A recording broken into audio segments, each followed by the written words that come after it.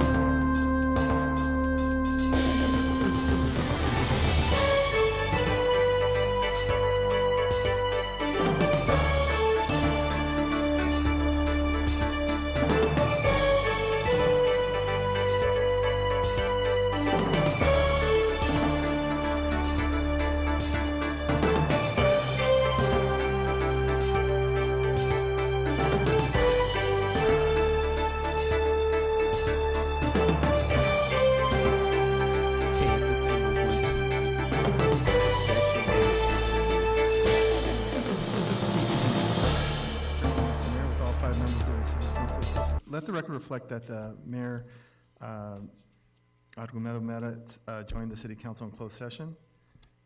So with all 5 members of the City Council being present, the City Council met in closed session to discuss the following items. Item number 1, city staff made a presentation. Council provided direction. No final reportable action was taken. Item number 2, the city staff made a presentation. The City Council provided direction.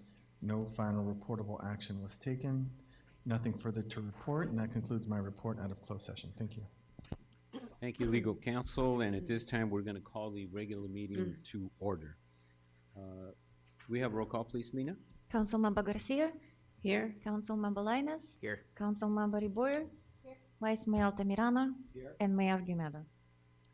Here. And could I have everybody please stand for the Pledge of Allegiance by our Transportation Director, Mr. McFerguson, and please remain standing for the invocation by Councilmember Reboy. Right hand over your hearts. Ready? Begin. Pledge allegiance to the flag of the United States of America, to the republic for which it stands, one nation, under God, indivisible, with liberty and justice for all. Father, Son, Holy Spirit, we thank you, Lord, for the opportunity to lead this community. We thank you, Lord, for the members of this community, our business members. We thank you for our staff and the leaders of this community. May you continue to give us wisdom to lead and to work. I thank you, Lord, for our honoree tonight, our senior Gia Reyes. May you continue to bless her with good health. And we thank you, Lord, for her and for everything that she contributes to this community. And at this time, we just ask for wisdom to make the best decisions for this community, and we ask that you continue to bless our community. We ask this in your name. Amen. Amen.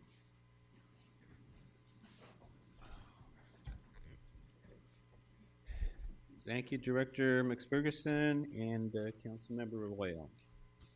And at this time, we're going to move to appearances and presentations. Item number 1 would be the introduction of Gateway City's Council of Governments Director, Hector De La Torre. Thank you for joining us, Mr. De La Torre. Appreciate you being here this evening to make a presentation and hear about what the new work that you're doing with the Gateway Cities. Thank you. Thank you. Do I need to push something? Is it on? It's on. Okay. All right. Thank you very much for giving me the time. I'm just here as a relatively new COG director for all of the 27 cities and 11 unincorporated areas in Southeast LA County. A lot of people don't know we have over 2 million residents in this area. If we were one city, and I'm not proposing that, we would be the 5th largest city in America. If we were one state, we would be the 38th largest state in America. And yet, we're just a small piece of LA County. That's why we need to combine our efforts so that we can move ahead and have impact on our communities. Our mandate is really simple. It's the same mandate you have, to improve the quality of life of our residents. And so we do this in multiple ways, getting together every month, identifying issues in 5 key areas: transportation, environment, housing and homelessness, economic development, and a new one is health and wellness. We haven't done anything in that space yet, but we will be doing something. So again, we are here to collaborate, to work with you. I know, some of you are already on the board or one of our committees engaging on our efforts. And I met just a little while ago with your new city manager, who I knew from his previous positions, and we talked through some of the issues that impact commerce. Other than that, this is just me coming to say hello, to let you know that I'm here to work with you however you need to advance the benefits for the people of the City of Commerce. Happy to answer any questions. Thank you. Is there any comments or questions? If not, I'd like to just thank you for your leadership. I know you previously were the mayor, council member in the city of Southgate. Southgate. I'm sorry. Thank you for helping me. Southgate, and you were there for many years. I know you went up to the state legislature, assembly member, and you represented as well. So it's good to have somebody like you leading this organization, I think, and you bring a lot of experience. You've done a lot of good work up at the state, and I think that the organization is very lucky to have you on board to work with them. And I met with you here. You came to the event that we had here in the City of Commerce. So again, we are very happy and fortunate to have you as our new director over there. We appreciate you, and yeah, thank you for coming and introducing yourself to the community. And we look forward to the good things that we can do together, working together. Thank you. Thank you. And I still live in Southgate, so I am Yeah. I am a resident of the Gateway Cog region, and again, it's my neighbors, it's my community. I'm absolutely here to serve. Thank you. Thank you. Okay, and at this point, we're going to.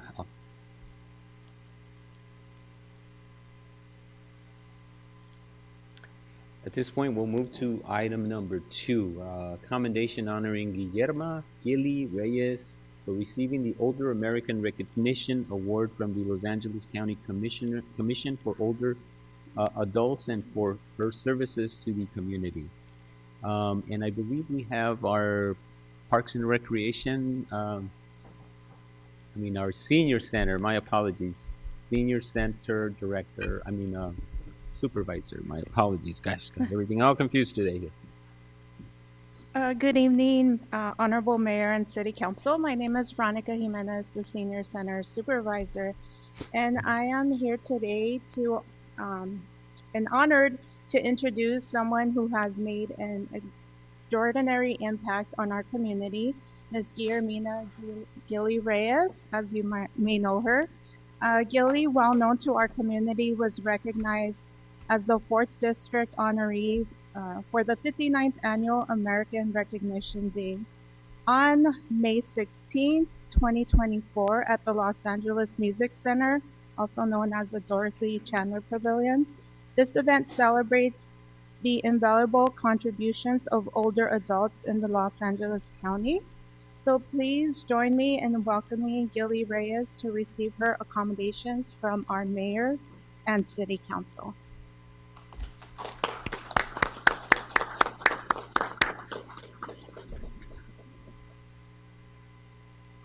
Hi, Gilly. I guess, did you have some remarks that you'd like to make?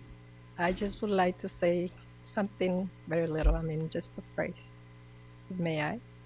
Yes, I do have a commendation that I'll be reading. So if you'd like to do it now, or you wanted me to read the commendation first? It's up to you. You tell me. I'll tell you what, since you're up there, please proceed. Okay. Well, good evening, Mayor and Council members. I want to thank every one of you for becoming part of this recognition. My gratitude to all of you that made this possible, including you, Veronica. I do not know if I deserve it, but I surely feels good in my heart and soul. I really love what I do, and serving my community is always a pleasure. Thank you again. Thank you, and please stand by. I'll read the commendation, okay? And then you can come up and we're going to get a picture right up front in the diocese, okay?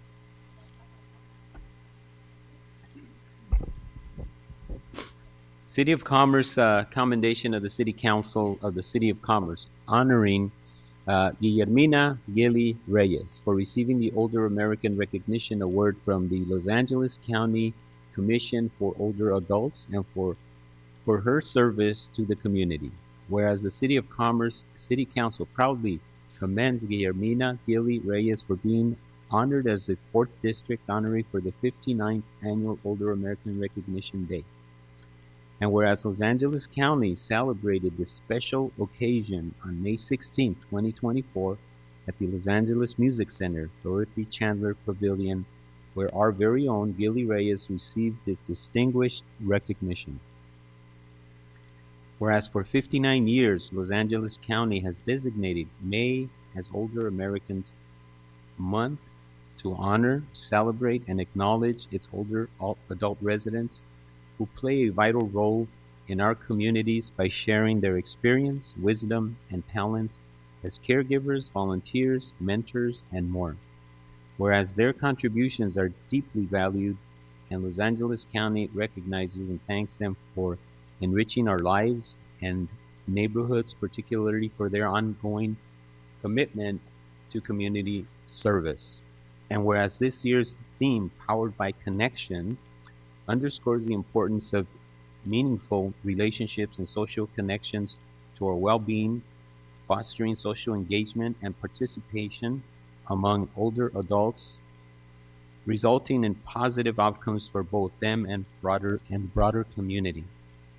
Whereas Gilly Reyes is a cornerstone of our commerce community, advocating tirelessly for seniors, spearheading the reinstatement of the senior shuttle, ensuring daily transportation to the senior center, volunteering at the monthly pantry, distributing essential goods to those in need, and fostering inclusivity and camaraderie. Tough one for me to get out.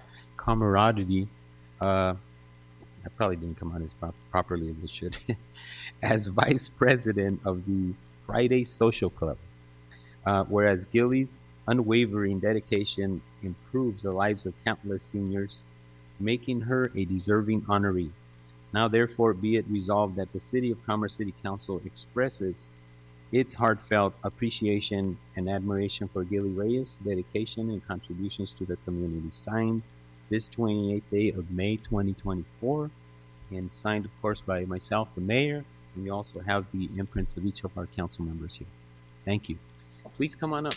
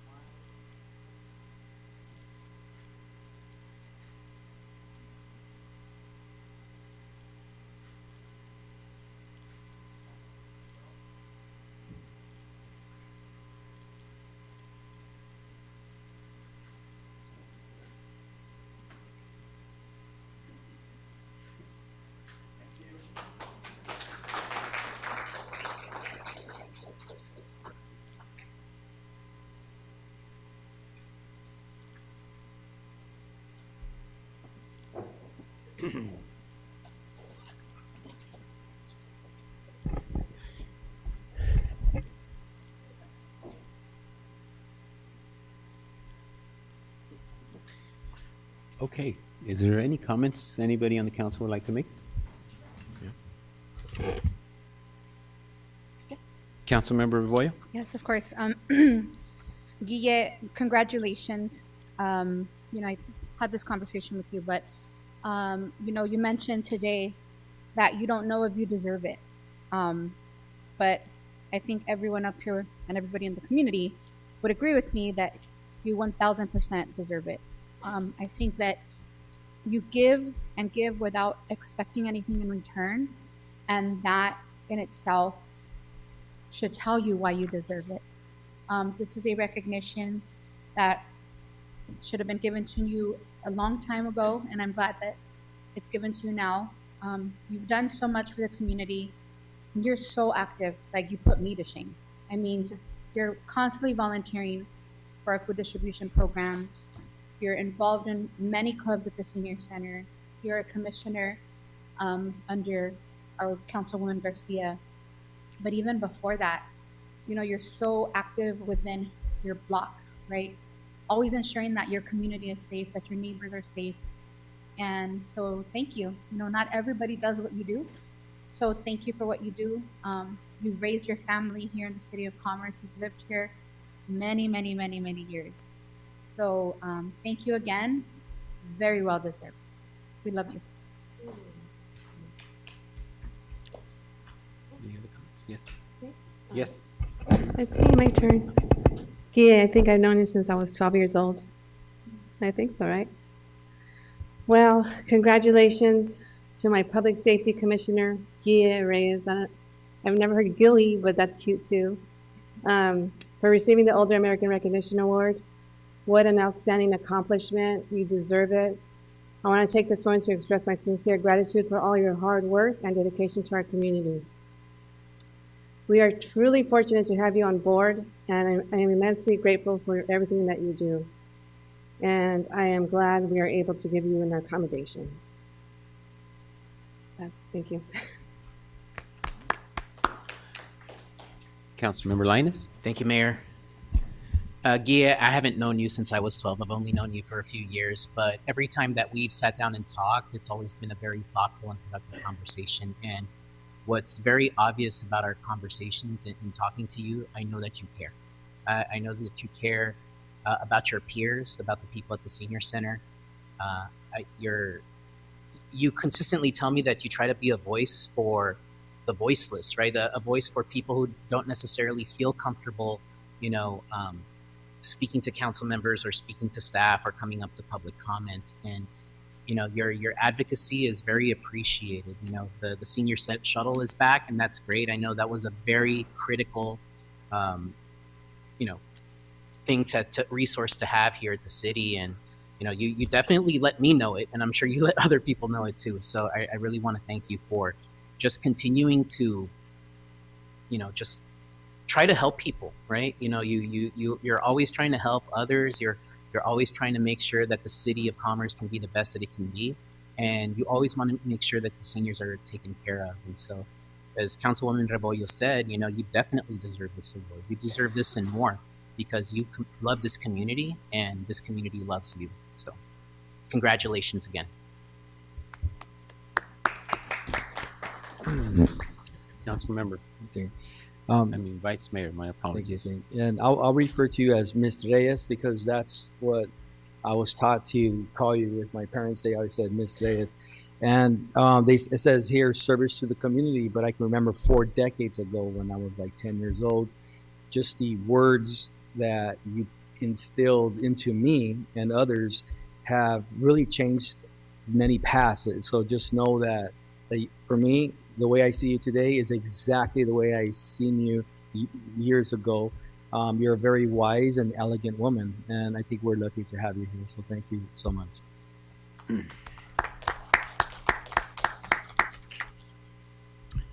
Gilly, I've known you for many years. I know your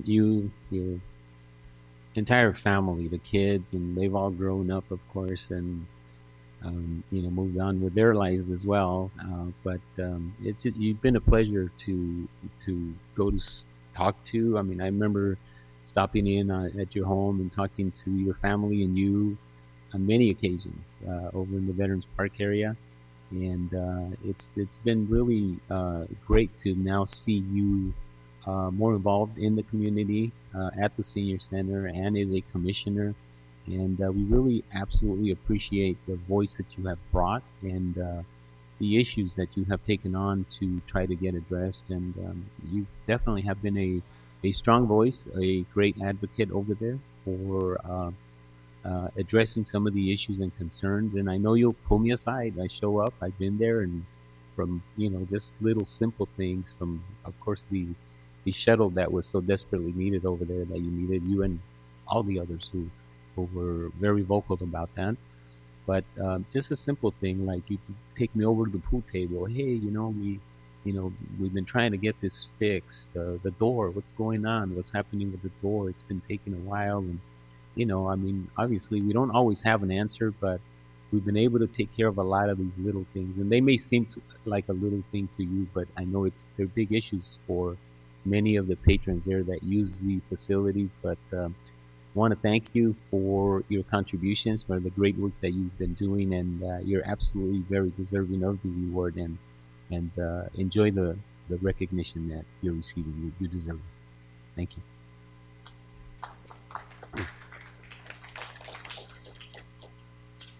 And okay, we have one additional presentation, and that would be item number 3, presentation on 2024 One Book, One County program. Sonia, come on up. Hello, good evening. Sonia Bautista, Director of Library Services. Today, I'm thrilled to present an exciting initiative that will foster community engagement and literacy across LA County, set to unfold this summer of 2024. Commerce Library was invited to participate in this One Book, One County, not city, county. From June 1st to July 27, 2024, a total of 18 library districts. It's about 210 libraries from Santa Monica, Long Beach, El Segundo, Glendale, Santa Clarita, just to name a few, are going to be reading and discussing the same book. The chosen book is titled LA Weather by Maria Amparo Escandon. It's a gripping tale that follows the Mexican-Jewish Alvarado family against the backdrop of LA. And this is a New York Times bestseller that explores themes of family resilience and the complexities of modern life. And the book was chosen via a voting process where all the participating libraries selected from a curated list. The backdrop was LA County. I invite you and all our adult Commerce residents to join the One Book, One County as it kicks off on June 1st. And it will continue through July 27, providing ample time for participants to immerse themselves in the book and engage in discussions hosted at various local libraries. Copies of the book are going to be available at Bristol, Veterans, and Rosewood Library while supplies last. But always, readers can place holds or check out books or check it out on audio or a digital copy via our Libby app. For upcoming events and book discussions, library patrons are also encouraged to visit each of their local libraries because each of the districts are going to have their own programs. We here at Commerce are going to hold 3 events in July, and the organizers of the One Book, One County will be hosting a big ending celebration at the Gloria Molina Grand Park in downtown LA.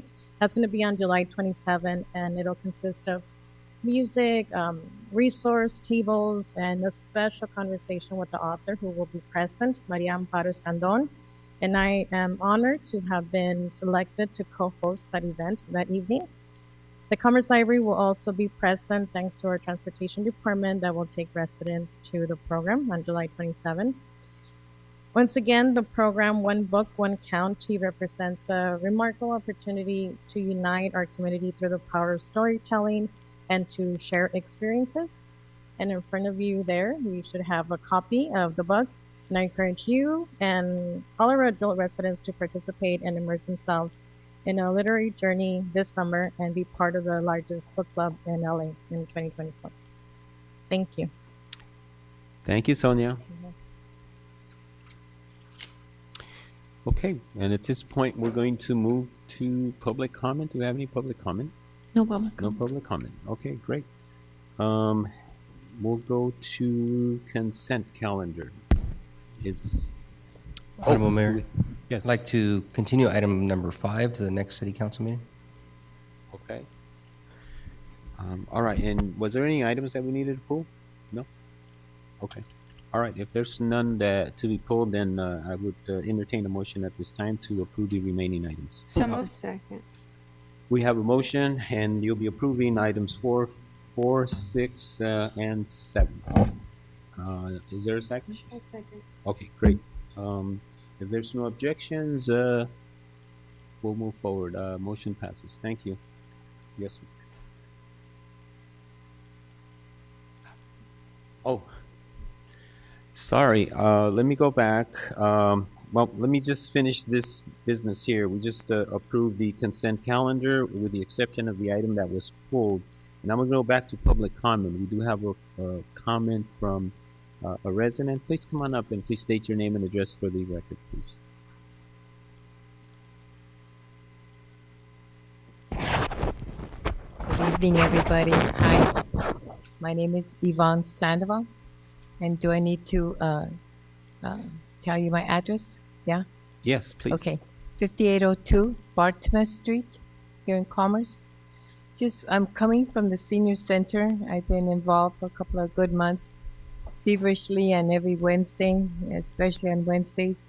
What I realized is that when I saw Oralia there a couple of months ago, and she goes, oh, we're going to have a couple of topics here from Department of Mental Health. And I was like, whoa. So what I want to say is I want to thank the council, the library, senior center, for allowing this to occur, because this past last Wednesday, when most of the senior women for celebrating Mother's Day from Stevens Steakhouse, I said, probably not very many going to show up. And the topic that last Wednesday was on depression and anxiety, and there was still 12 people showing up, and I was so thrilled. You know, it's not easy when you know each other very well. And for anyone who, their vulnerability is there, and to even share, some of them did share, and that's truly one way of helping an individual help themselves, heal themselves from whatever it is that they're struggling with. And along the way, NAMI, the other mental health national organization, they have been working very hard at destigmatizing, along with Department of Mental Health of LA County. So I just want to say really thank you. Now there will still be more dates to come, twice a month on these Wednesdays. So the next one will be June 5th on resiliency, June 19th, preserving your memory, July 3rd, managing your medication, July 17th, health, wellness, and wholeness, August 7th, about good sleep and emotional well-being for older adults. That puts me in that category. August 21st would be about hoarding. September 4th would be about how much is too much. And last but not, I know it won't be the last, but for this set of dates, it'll be September 18th, late life transactions. So again, I'm glad this has finally come to City of Commerce, and our area 7 will have its men's mental health month at Southgate Park in Southgate come June 8th. Thank you, everybody. Thank you. Thank you, Yvonne. Thank you for coming up and making that information available to everybody. And if you don't mind getting a copy of that to us so that we can try to, we'll get it over to the city clerk and make a copy available to each of the councils so that we have that information, and hopefully we can also put it on our website so that it'll benefit other people as well. Thank you. You have it posted at the senior center also? You already have it there, right? Okay. Okay. Well, yeah. Veronica, do we have it posted there?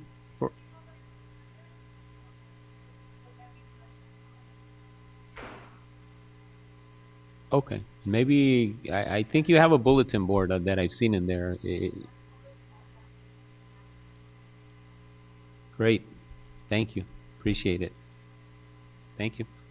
Okay, and at this time, we'll close public comment at this time, and we're going to move forward. At this point, we're going to scheduled matters, and we'll begin with item number 8, presentation update from Sheriff's Department of Public Safety in the City of Commerce. Sergeant Duarte, please come on up.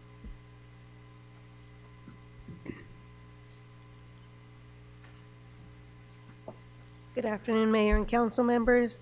Sergeant Duarte, I'm going to be providing the public safety report in the City of Commerce. The first slide is going to show you Part 1 crimes from January 1st to May 28th. Aggravated assaults, we had 4. Robberies, we had 3. Burglaries, we had 9. Other thefts, we had 60. Auto thefts, we had 24. And we had 1 arson. As you could see from there has been a decrease on most of the crimes. And I will go to the next slide. These are going to be Part 1 crimes from May 1st to May 28th.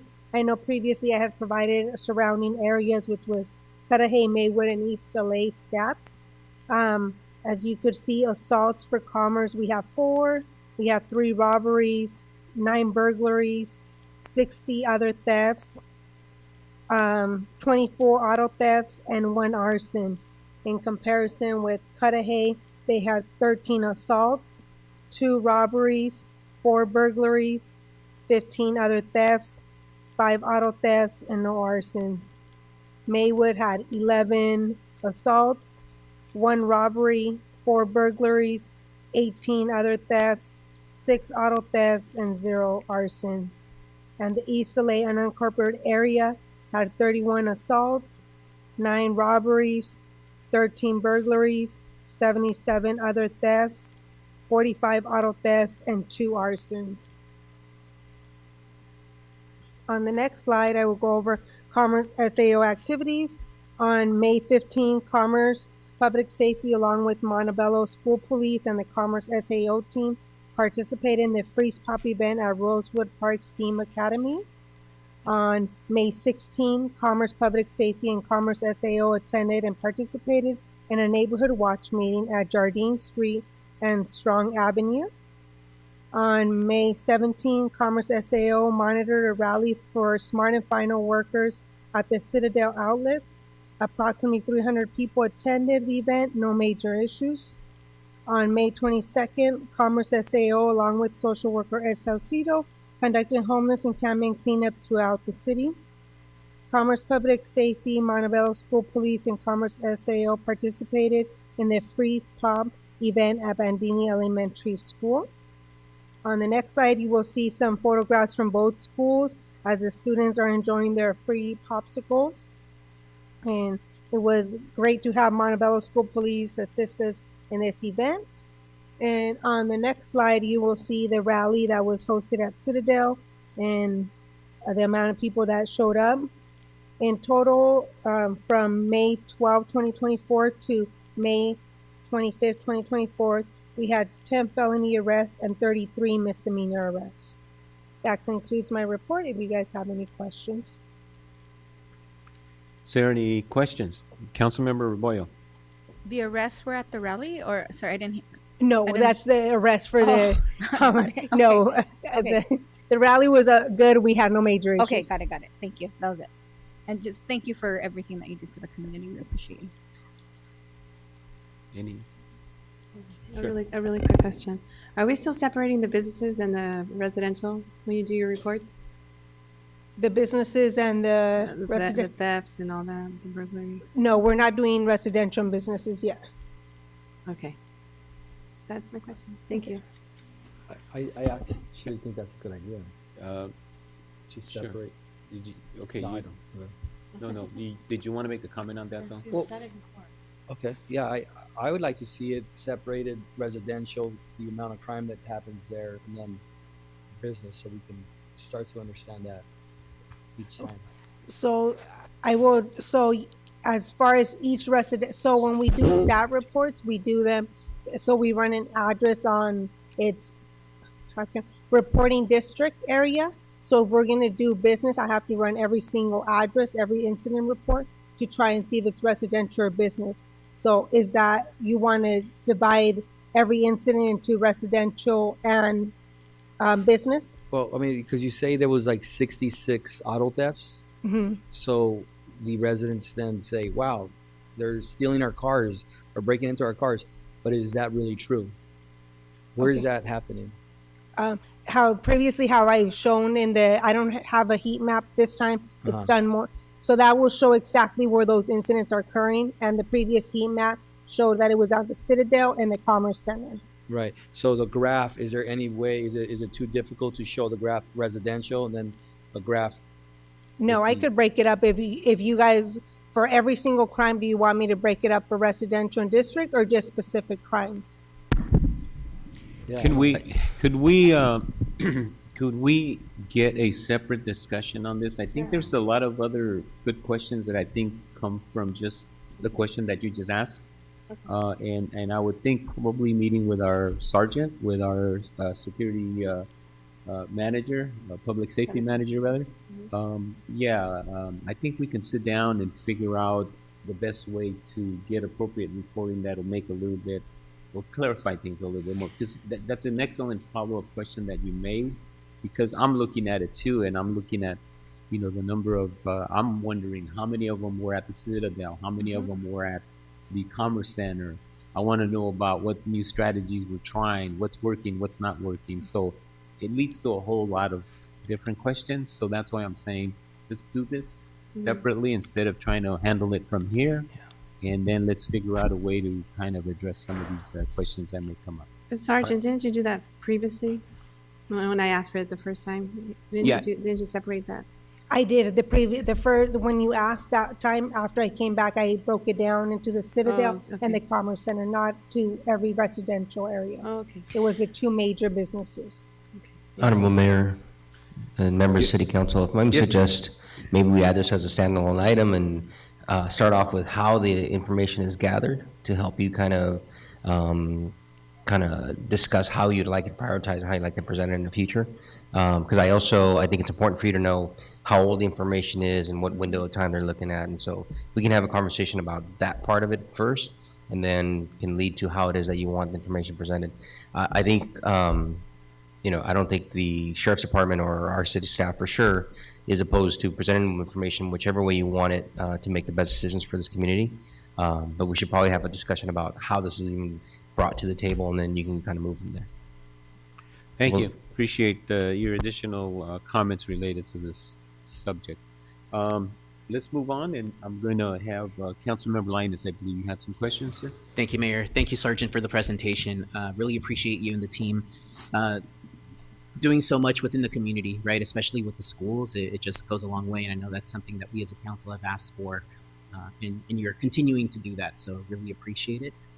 Just a couple of things that I wanted to bring up. One, I believe it was back in March, Captain Dean was here and he made a presentation about the early returns of the ALPRs and how it was resulting or triggering a reduction in crime, right? And so, in just looking at these numbers, subjectively, they just seem high, right? So, do we still feel like the ALPRs are resulting in a reduction in crime? And if not, is there something that we can do to optimize? So we made contact. So how we mentioned, we do have cameras throughout the city. We are, contact has already been made to adjust 3 of those cameras as we're not getting the information that we would like to get. So those are being modified. There is a lot more arrests being made because of those cameras, but as long as solving crime, we haven't seen that increase or assistance in the cameras yet. Okay. So apart from the adjustment, and you don't have to get into specifics because obviously we want to keep our strategies close, right? But, are we thinking about certain things that we can do with the tools that we have to address the crime and reduce it? Yes. So there's something that's already going to be bringing up to by the public safety manager that we're working on. There are mobile digital cameras that, depending on areas that are being targeted most, we could move the cameras into that location and get more information, and they're not stationary cameras. Okay.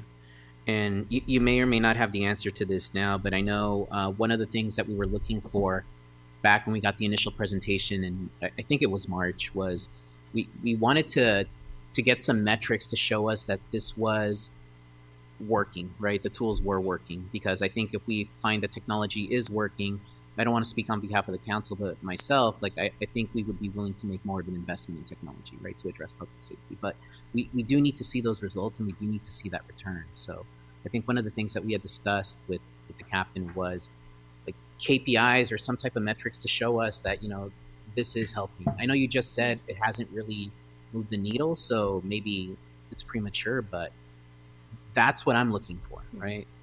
I want to make sure that we're getting a return on that investment. So the good thing about those is that we're able to document the outcomes of the vehicles and any information that we're getting from those cameras. So if they are used in any kind of solving the crime or identify a vehicle during an incident, we could document in there that it was obviously used and how it helped us solve the case. Okay. So it will provide us at the end, and it could be we could do monthly to quarterly. It just depends what council would like me to provide. You know, and maybe we don't have to decide now, but some form of reporting, some form of regular reporting would be good. Maybe it is quarterly, I don't know, but you know, maybe that's something that we can discuss with staff and they can communicate that back down to you. But yeah, that would be appreciated. I think the other thing, and this is no longer related to ALPRs, I'm done there, but we're stepping into June, and I'm hearing fireworks, and that happens everywhere, right? You know, the illegal fireworks, and you know, given that we're stepping into June, what can we do to be proactive? I know it's very hard to kind of catch people in the act, right? So, but is there anything that we can do, methods that are being used by other cities to kind of curb the firing of illegal fireworks? Well, yes, you could actually start you would try to buy fireworks before from people that are selling them illegally, which tends to happen a lot. They post them online. We try to buy the fireworks off people so they don't have fireworks to let out in the air. So that is something that we're able to do before 4th of July is here, so they don't have those fireworks.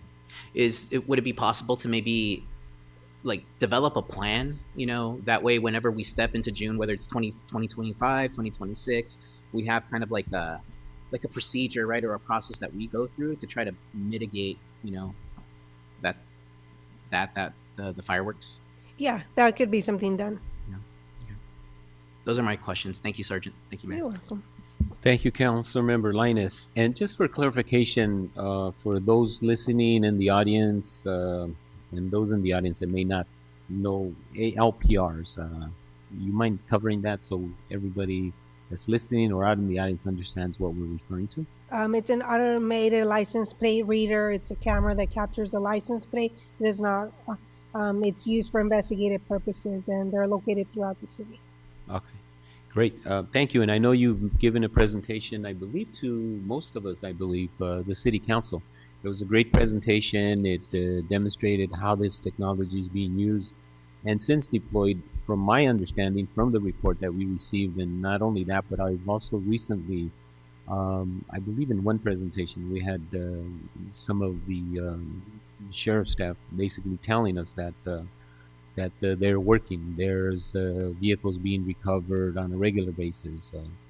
I just talked to one of the CSOs who also indicated that, yeah, they seem to be working, and they seem to be working well. So, yeah, I would love to hear more about it and get additional information, statistical information.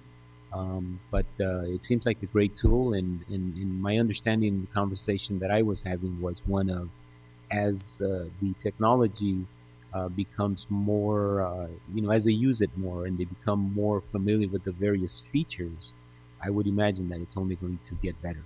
You can do proper searches, you can do a lot more with it. So I think it'll only get better, and I think it'll, in the long run, definitely help us out more. So with that, I wanted to ask about the good question related to fireworks, and it's coming up quickly here, and obviously we're going to be hearing tons of fireworks before and after 4th of July. So can home security cameras that capture, let's say, somebody lighting illegal fireworks, can that be used to prosecute, to write a fine? So it's a misdemeanor not committed in our presence. It's video. You could submit it to the district attorney office for their consideration. So it'll be their discretion if they charge the person or not. Okay. All right. But I mean, that could be submitted, and they could potentially, if they choose to pursue it, then that would be, then they could they could write somebody up, or what? I mean, what is the fine for illegal fireworks? So I know different cities do differently. I've worked other cities where in preparation and they know that 4th of July is a major, they do administrative cites and it goes off the bat $1,000. So, you know, that in itself, it doesn't have to go to a court. It's just a city handle administrative cite. We're doing criminal cites, so that goes to the court. If we find someone with fireworks, depending what kind of fireworks they are, we're either going to call the fire station and they're going to come and take the firework, confiscate them, take pictures of them, and write a 49 on the report. We don't transport any fireworks. As you know, there was a major incident that happened with LAPD, so it doesn't matter the amount of fireworks. You don't know the quality or what capacity they're going to be. So those are transported to the fire station. Okay, thank you. Are you familiar with the city policy that we have here related to fireworks? No, sir. All right. Is there anybody in our staff that has an answer to that? Anybody available to respond to that? So, Honorable Mayor, members of City Council, I am not familiar. I am familiar with the tactics that are done in several cities to include administrative citations. It was, for many years, confiscation was an alternative, but because of what happened, the Sheriff's Department doesn't do that anymore. We can certainly provide information to City Council on what our strategy is for this year, and that would be done privately as a result of, you don't want this kind of information out in public anyway. But certainly if it is not satisfactory or if it has not worked in the past, we can provide some recommendations as to alternative ways to address this. It is for lack of a better word, a pandemic, right? Illegal fireworks. And then whether your city allows even safe to sane or not, it really doesn't matter. But certainly you as a city can implement strategies that will help, right, mitigate some of these issues.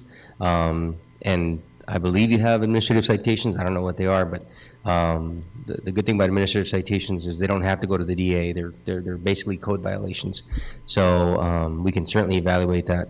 I will say that at a certain point, the administrative citation amount becomes an issue, the elasticity of it, and whether you collect those monies, it almost becomes a moot point. So we can evaluate all that and make some recommendations, because I actually don't know the strategy at this point, but I am familiar with many. Yeah, if you don't mind, if we can have some information for us so that we can, I mean, I like the fact that our council member brought up this question, because he's right on. This is right around the corner, and so that we can actually do what we can. We got to put a strategy together to address this beforehand, before it gets, we know where it's headed. We've seen it many years, and whatever we can do to try to address that. Okay. Thank you, Sergeant. Appreciate your presentation, and we look forward to the ongoing discussions on how to better, hopefully improve the reporting of some of these items here. And obviously, you'll be part of that discussion as well. Okay. Thank you. Sorry, Mr. Mayor, I have a follow-up question. Yes. As part of the license plate reading program, I remember when you did the presentation, there was an option for us to pay more money so that it would detect firework noise, correct? Am I correct? Something like that? Yeah, so it was fireworks, gunshots. It had that option. It's a audio detection service. Is that something that you can bring back to us so that we could look at the price tag on that? And if possible, is that something that could be implemented by next month, or would that take a long time? A, B, do you even think that that's something that's an extra tool that we can use, or you can use, right, to cite these folks? Do you feel it's effective? What are your thoughts? I would have to they didn't do show us how that works, because we didn't have that part. So that would be something that I would have to go back and have them show us what's the area, that's going to cover. Is it going to be something that's going to be smaller? Is it going to be very broad that we're not going to be able to use? All we're going to know, it's a big area that fireworks were lit up in the air. Okay. Thank you. That was it. Thank you, Councilmember Rebollo. All right. Thank you again for your presentation, Thank you. Sergeant.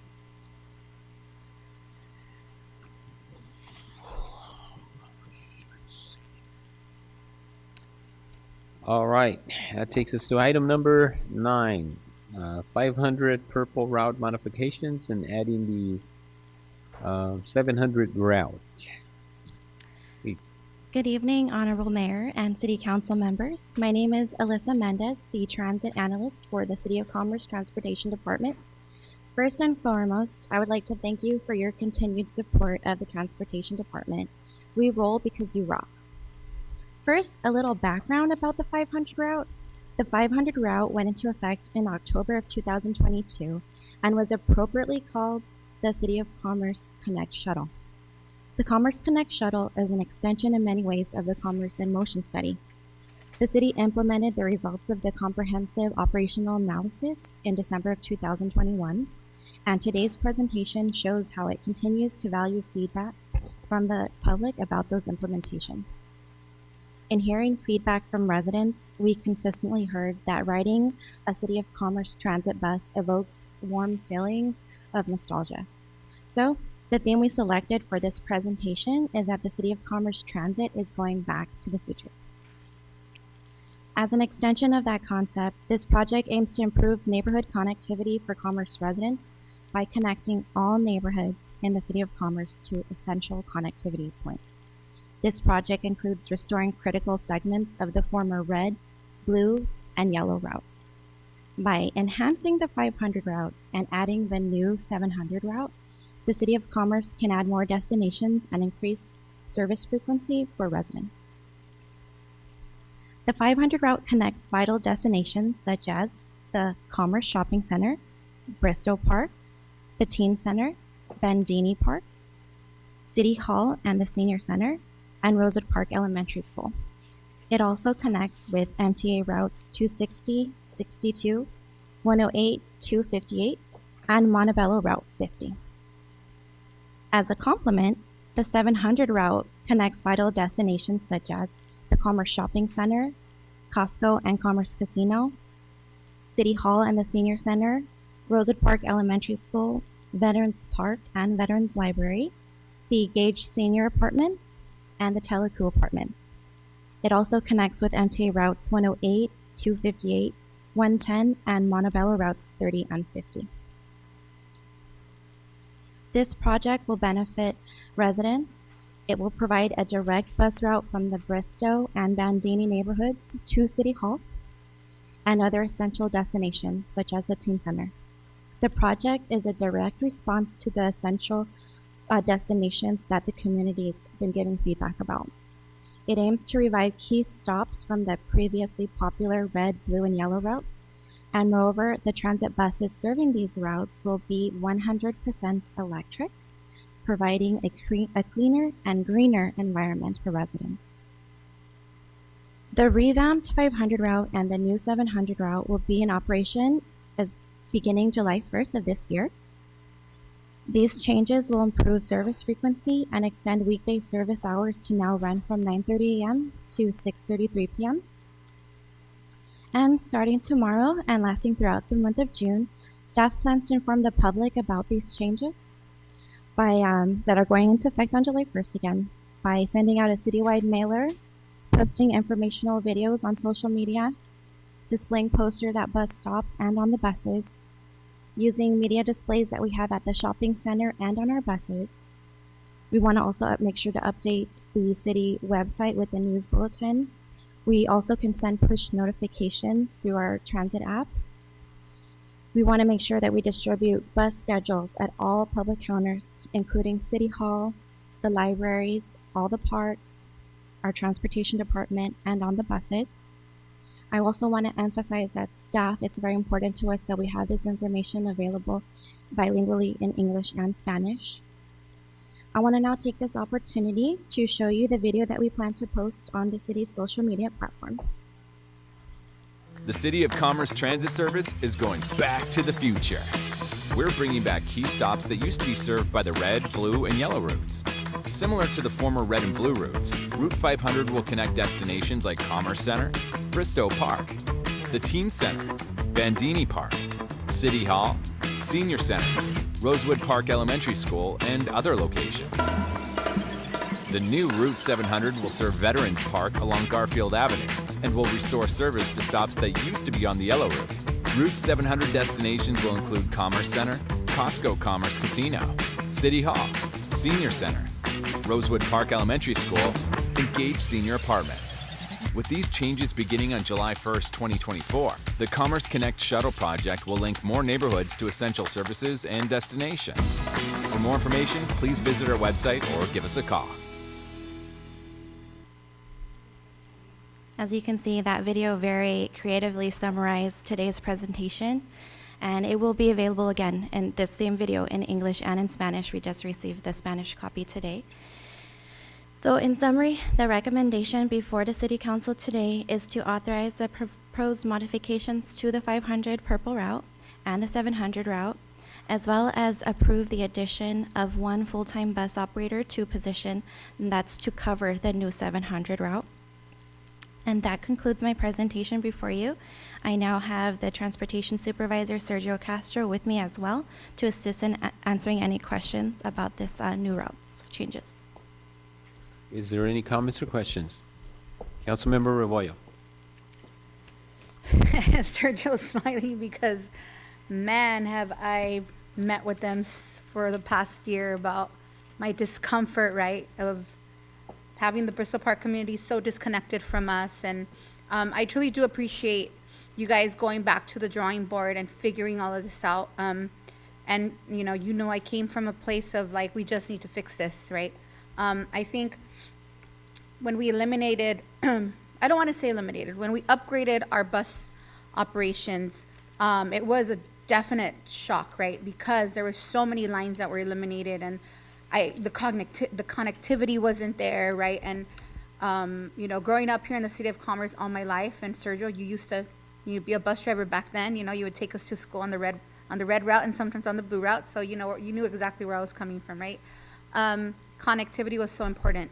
And to lose that, it was like, whoa, what's happening, right? But I understand that, you know, the idea and the concept behind just upgrading our system. So I really do appreciate you guys going back to the drawing board, hearing our feedback, hearing the community's feedback of, we want these lines back. How do we make it happen? So thank you for listening, not just to us, but to the community. And yes, it's not the same. It's differently the same, right? It looks different. I do appreciate the connectivity. That was our main concern, was like Veterans Park, Bristol Park, there's no direct access to here. We need to bring that back, right? So thank you for taking that feedback and for bringing this forward. My only recommendation, I love everything that you're doing to put this out there, the information to the community, but I would like to see a presentation the way you gave it to us with the video, like at the senior center, you know, coordinate with the senior center supervisor so that our seniors can see exactly what line is back and what are the bus stops that they can now go back to.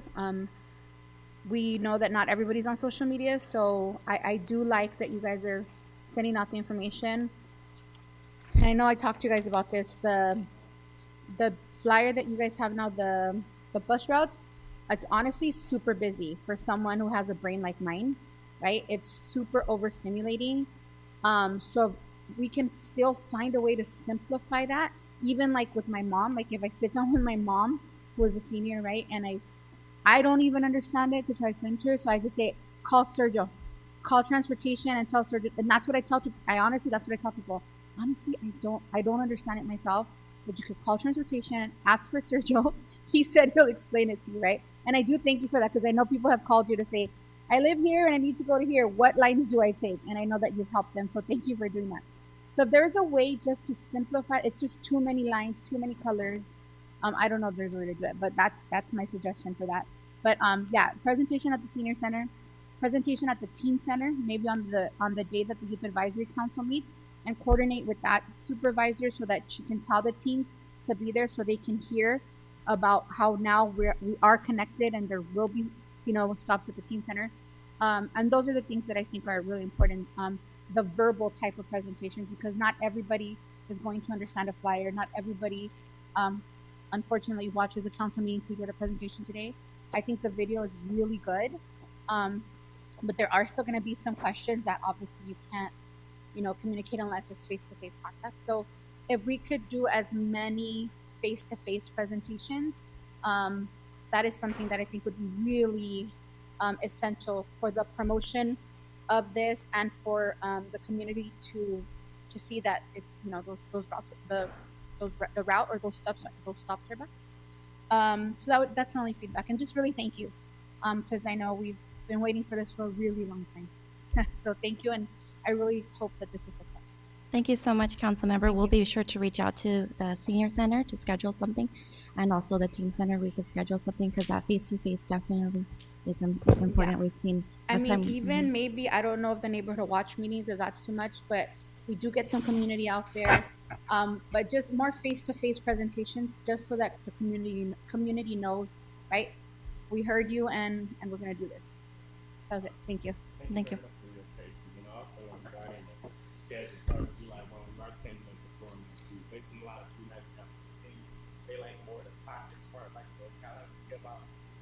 Mm-hmm. The new schedule will be similar to the pocket that they decided to pocket from being able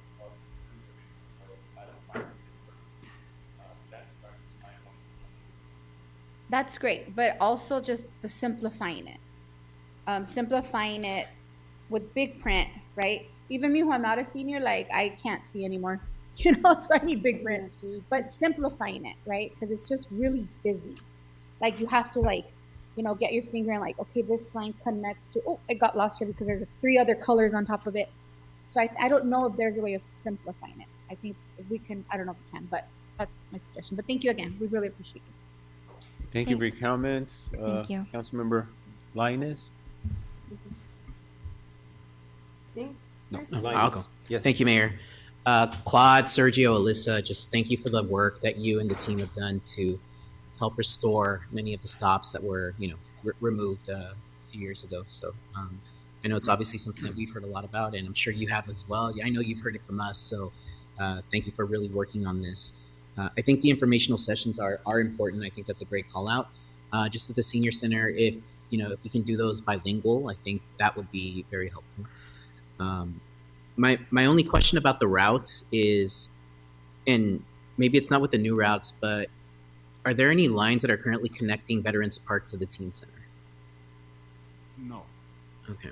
What they could do is jump on from that side of town, jump on the 300, and then they could drop off right here at the corner, Jilson and Commerce, and then jump on the 400 to take it to the. But now with the 500, they could jump on that one and they will take them straight over.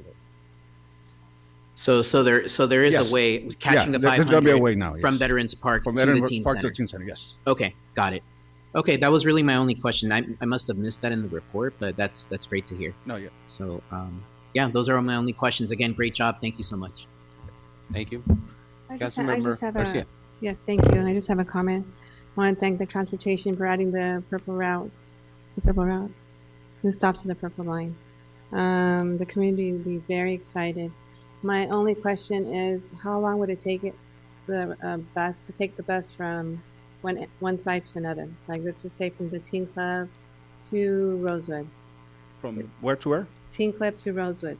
The Teen Center to Rosewood? Yes. Oh, it will take about 10 minutes or less. Okay. So it's And great. then it'll go back again through the same way. So It'll take another 10 it's minutes from here to there, continuous. and from there to over here. Oh, wonderful. So Thank you so it's much for gonna doing that. run vice versa. We were all fighting for this, so thank you very much. Those are my comments.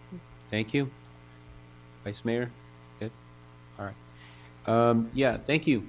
Thank you, Transportation. Great job. You always rise to the occasion, and I want to thank you, the entire team, for addressing this particularly very difficult, I think, issue that the community's been dealing with for some time. Yeah. I like your Back to the Future kind of, Yeah. That's great. And I would just simply add, I think already Councilmember Reboyo mentioned simplicity. Make it simple so people understand. Excuse me. And in saying that, Back to the Future, to me, back is going back to what we missed out, and a lot of people can easily connect it to, hey, there was a lot of people left behind. So we're going back. We're coming back to make sure we pick up all of the routes that we missed, you know. And future is we've expanded our transportation system, and to me, that's part of the future growth and all of that. And that's part of what I think we need to do is basically, hey, look, we're going back to the future with this, and we're addressing those that were left behind, because that's in essence what people were saying. Those are a lot of the comments that you'll hear out there, and a lot of those that we left behind by moving the routes and not covering those routes. Not everybody had to figure out how to get to the different destinations that they needed to get to, whether it was excuse me, you know, they had to walk to you know, longer ways to get to a location or a bus stop or wherever they needed to get to. And particularly, we heard a lot from a lot of the parents, you know, that were concerned about their children now walking, you know, to Rosewood Park or other destinations. They were really concerned with a lot of that. So again, I think it's the simplicity and the communication. There was some reference made to presentations at the senior center. We have civic and service organizations, a list of them, and you have the schedule of their meetings when they meet. I think we should jump on that and immediately start making sure that we present to them, and in the easiest, simplest terms, so that they absolutely understand it. And that's why I'm saying, hey, look, we got it wrong the last time. We expanded, and here's what we're doing. We're basically going back to address that, and here's what we're doing to address that. And we're going to be picking, so everybody is clear. We're going back, and we're going to pick up those routes that we missed before, so that they walk away knowing that this is going to be reinstated, and that they're clear on when it starts. And yeah, looking forward to it. Thank you all again for the presentation, and we're looking forward to getting this right the first time. So thank you. Appreciate you. Thank you. Thank you.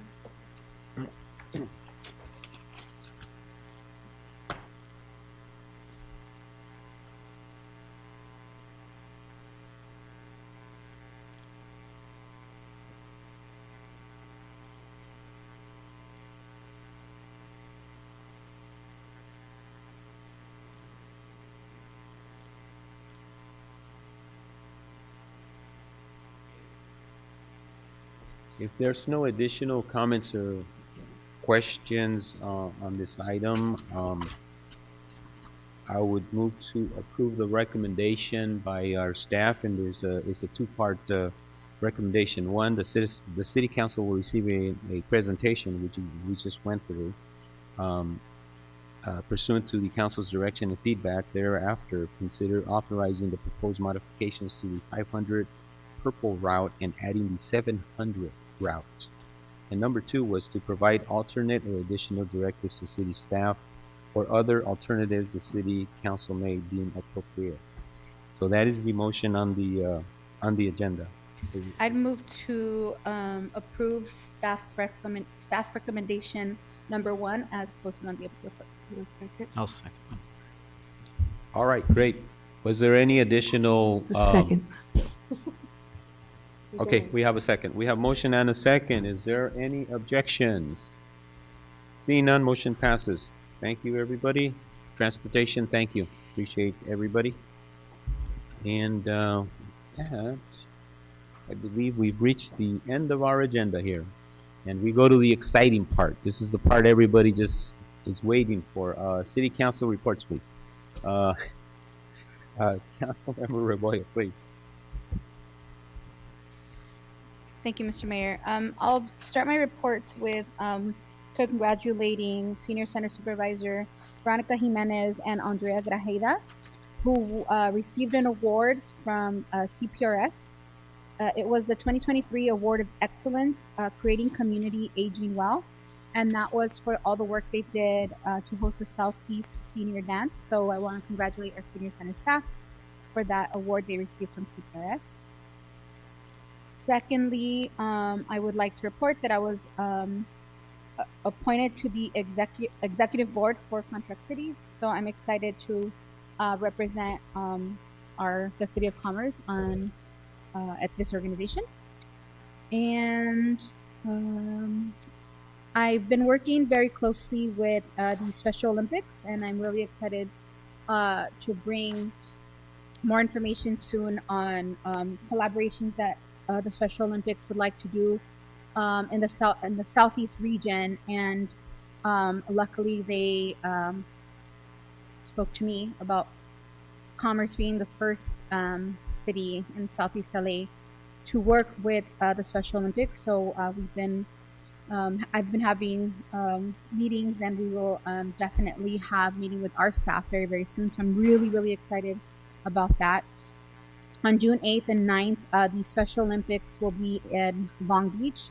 So I would like to see if, and I know this is kind of last minute, but I would like to see if maybe Parks and Rec can collaborate with transportation, if possible, to provide a bus to one of the events at, I believe it's at Long Beach College, and I'll all that information, so that our community can go watch some of the Special Olympics events. I think pre-pandemic, I believe we did that 1 year, and we went to support Team USA, and I believe it was for all their aquatics events. So they're doing it again this year.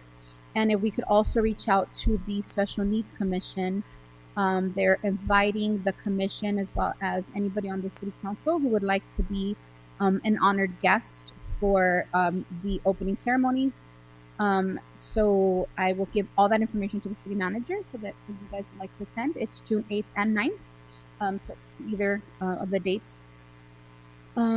So I think it's a really good opportunity for our community to support the Special Olympics and to, expose our children to just the inclusivity of how everybody, right, can be a part of the Olympics. And it's just a really wonderful event. I was able to attend for a couple of years through the work that I did in special education. So that's that. And lastly, I would like for us to have an action item. I don't know if it'll be a discussion or if it can just be an item, but about a year ago, there was a conversation to rename one of the streets that leads to the Commerce Casino in honor of Hank Papayan, who has been so instrumental to this community and to a lot of the extra work the Commerce Casino did,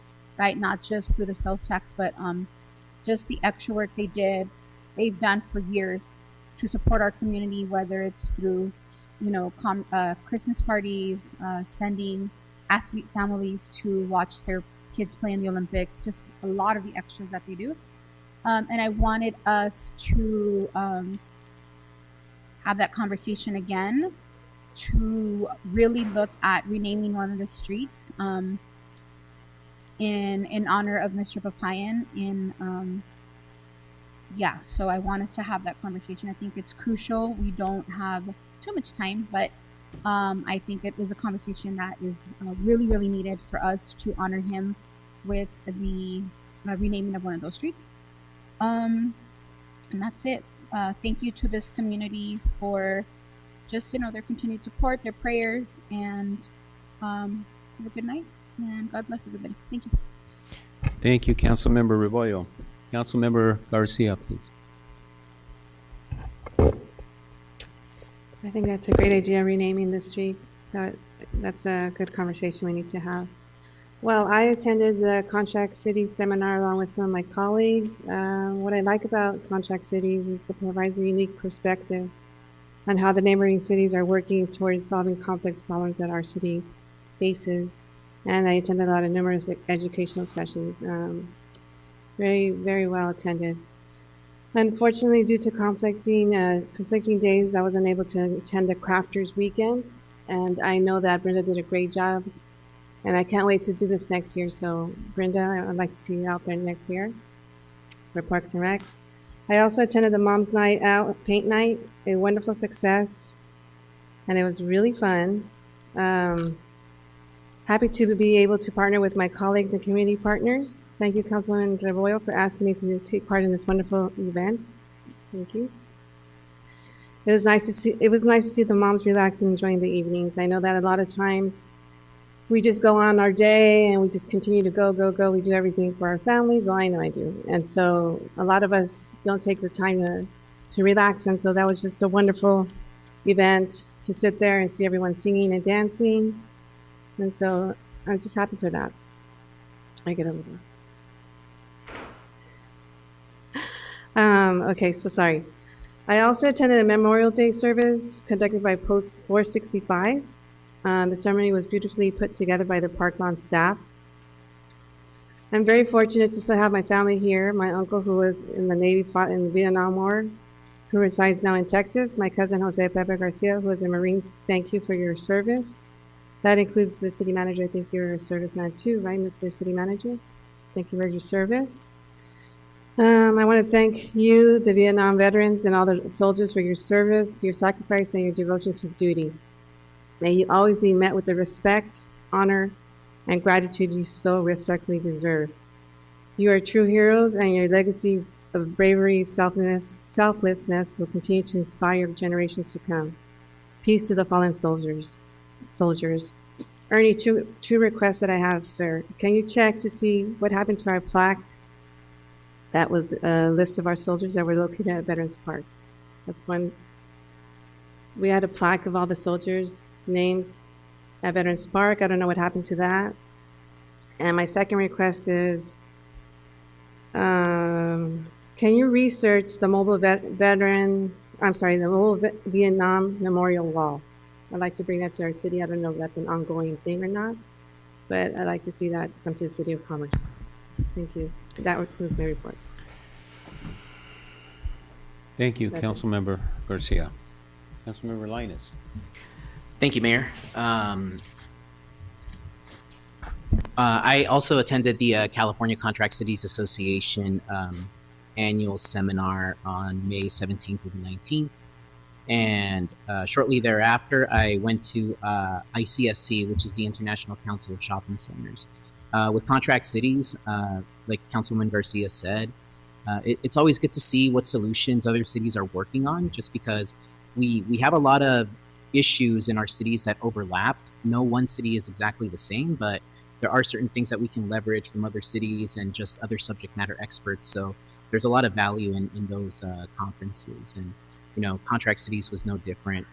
There was an interesting seminar on AI and how certain cities have now the opportunity to maybe leverage AI tools in their cities. And, you know, it's something that's still evolving, but I'm interested to see, you know, how that's going to turn out. As far as ICSC, I don't think I've ever seen a convention center or a hall with so many merchants and businesses and developers. It was really exciting to see like what retailers and restaurants and amenities are out there and what the possibilities could be for the City of Commerce. So that was really valuable to see. Yesterday, I also went to the Memorial Day ceremony at Park Lawn Cemetery. I do want to thank American Legion Post 465, as well as the City of Bell Gardens for participating, and of course the team at Park Lawn Cemetery. Monica, Javier, Brent, everybody just put together really a wonderful event that really did honor and justice to the fallen heroes that we were commemorating. And, you know, I think it's always important to remember our fallen heroes, not just on Memorial Day, but always, because the price of freedom is, you know, it's not free, right? It's very high. There's a high cost, and there's a lot of people, you know, there's a lot of blood, sweat, and tears that, you know, were shed for the liberties and, you know, the freedoms that we enjoy now. So I think Councilwoman Garcia, I think it's the action items that you asked for, like the Memorial Day wall, I think those would be very worthy to look into. So I'm in support of that. Those are my comments, Mayor. Thank you. Thank you, Councilmember Linus. Vice Mayor. Thank you, Mayor. I'd like to thank my colleagues for supporting and passing item number 7. We were in a meeting at the Contract Cities, and we found out that they're handing out some grants for artwork in parks. However, it was about to run out. So I do want to thank our city manager, Ernie Hernandez, for being in that meeting and taking action on putting this on the item. Thank you so much. In regards to the Commerce Casino renaming some streets in that area with Hague Pine, I'd support that. And with the redoing that area, I'd also like to figure out and create a win-win where we can also name one of the streets there with Mr. Tomajian's name, because he was the founder of the Commerce Casino. I didn't spend too much time with him, but I know the impact that he had in the city. I know, Mayor, that you've known him much longer than I had, probably a couple of decades before he passed, and he was such a giver. And I think he was one of the original negotiators to create what the amount of monies we receive today for our general fund. So I think it's significant to do both, but I do understand the pressing issue with Hague Pine right now. So he's also in my prayers. So that's the end of my prayers. Thank you. Thank you, Vice Mayor.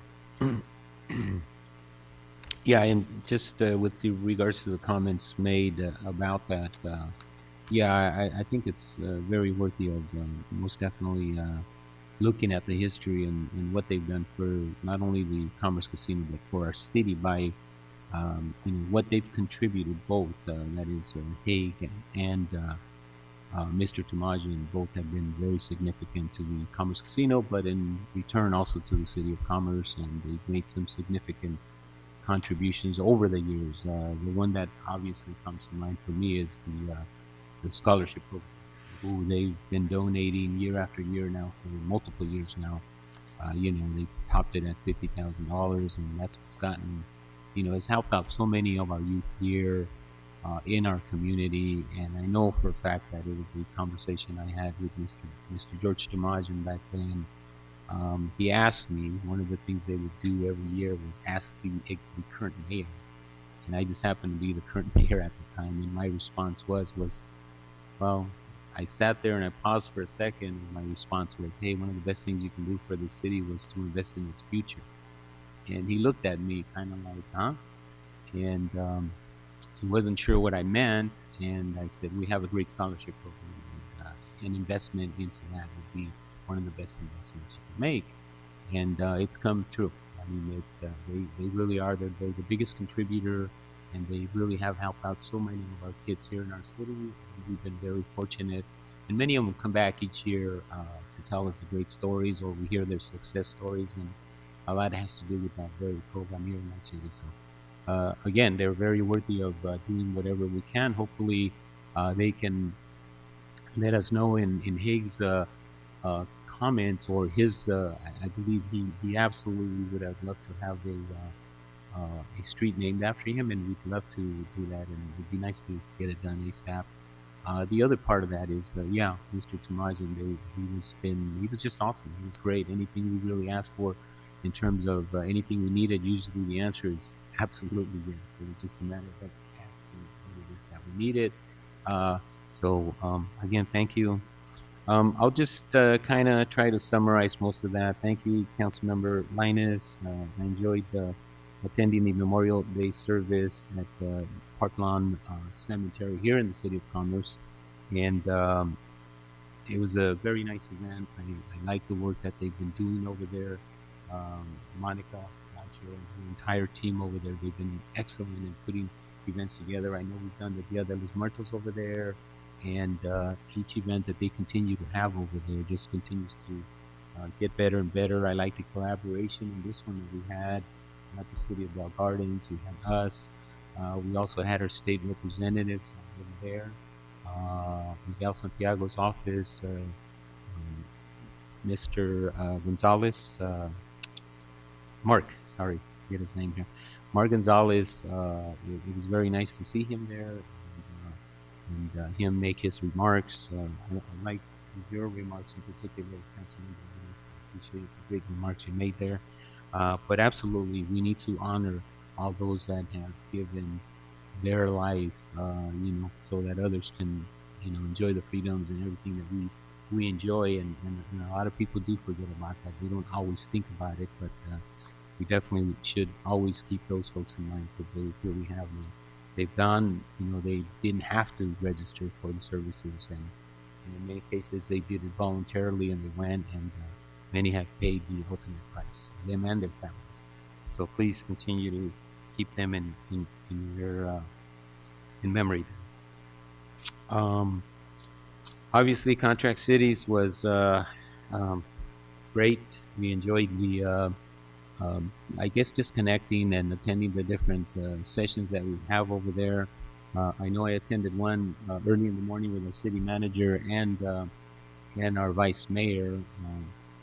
That was early Saturday morning, and it was a great presentation that they had, and it was basically about change and about basically being a change maker and all of that. It was a very inspiring presentation, I thought, and it was very well received by all those in attendance. Let's see, what did we have? Of course, we had California Cities for Self-Reliance meeting. Also, we hosted the meeting here in City of Commerce this time around. We usually rotated from city to city, but our meeting was held here, and it was most of the members of the city were in attendance. All of the different cities from Compton, Bell Gardens, Hawaiian Gardens, and let's see, am I leaving somebody out? City manager, am I leaving somebody out from our meeting? Compton. I mentioned them, yeah. But anyways, I think I'm all. let me just move forward. It was very well attended, and as usual, this is the committee where we all come and discuss issues related to car clubs in our respective cities, and it's just so important.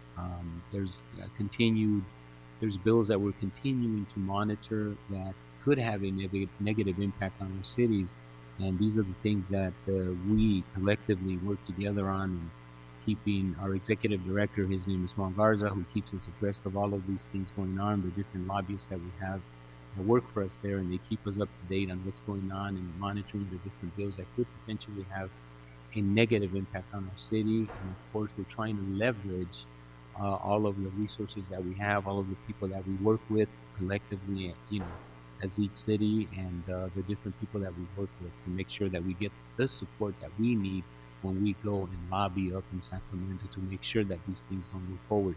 But what I do want to tell you is that the good work everybody has done, and I know the council has been very involved in doing a lot of this work as well, and that is our leverage is continuing to grow. In other words, the good work that's been done, they're definitely listening. We're getting more and more support, and we're becoming a much bigger voice up in Sacramento, which is good for us. In the past, I believe the tribes had a big say out there, and we're having a much harder time nowadays trying to convince the state up there to pass certain bills, and that's good news for us, I think, when it comes to gaming, and we're going to continue to monitor that. It's very important. As you know, we just recently went through the whole COVID, and when the Commerce Casino was closed, guess what? We had nothing coming in, no revenue coming in here to the city, and that had a devastating impact on all of, our budget, basically. So, some of these bills that are being proposed could have that kind of an impact on our communities here. So we need to continue to monitor and stay on the forefront of that activity. So, and then I attended the general meetings that I have, and that would be the Sand District meeting that I usually sit on. I also attended a meeting today, which was a special meeting since yesterday was a holiday, but it's the I-5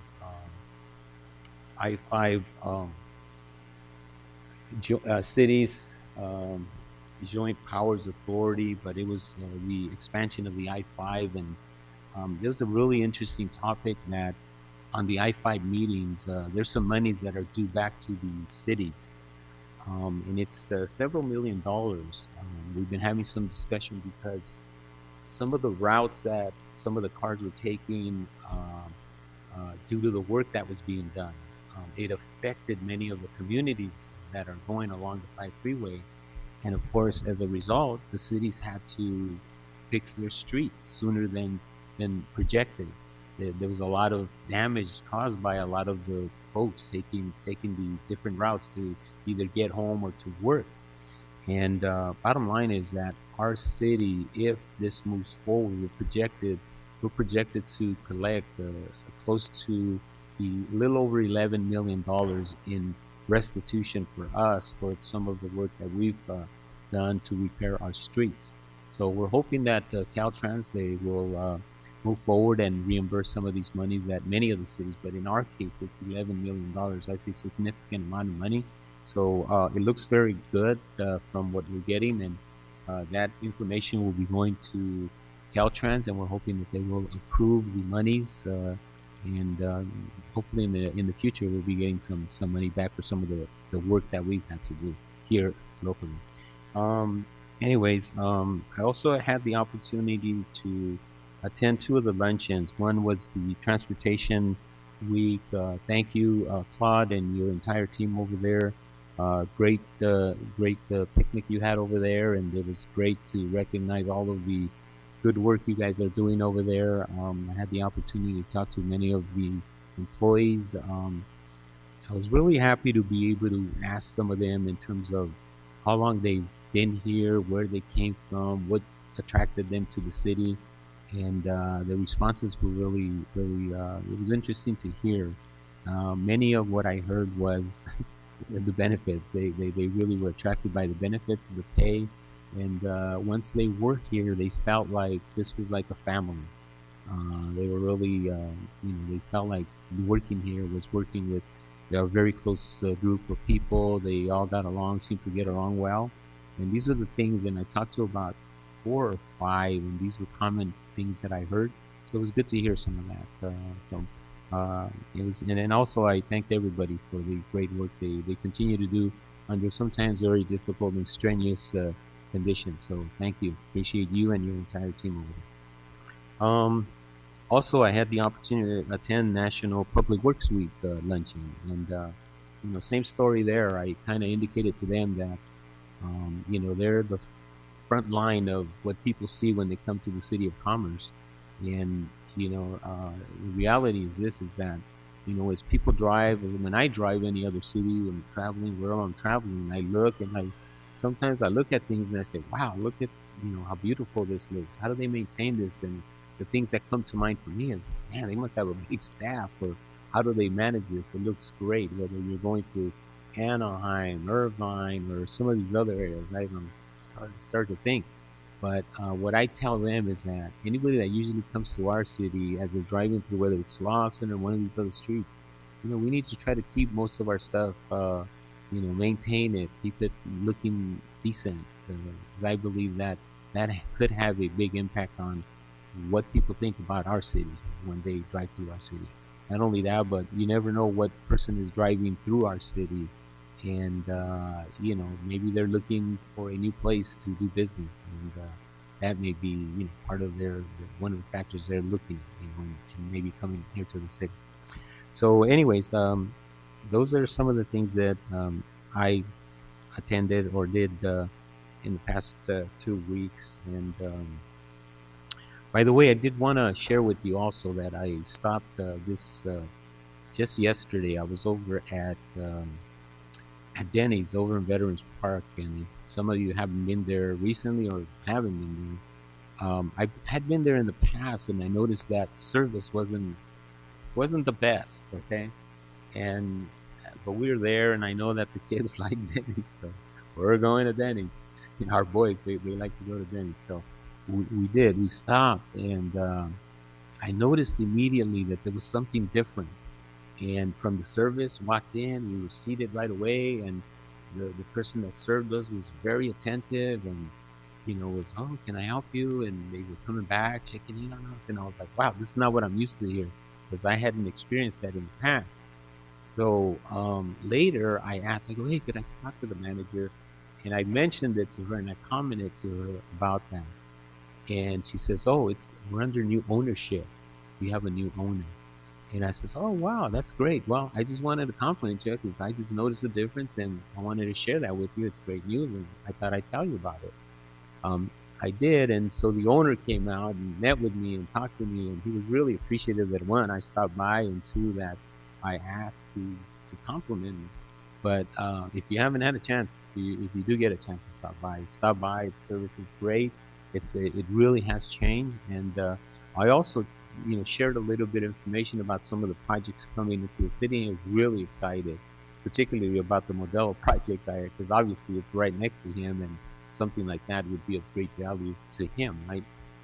But anyways, he was really, really nice. But it was a very, very nice experience that I had there at Denny's. So in case any of you are, in that area, please stop by and say hi to the new owner there. He tends to be there a lot, from what I understand, and the new manager over there. So thank you. That concludes my report, and thank you all for today's meeting.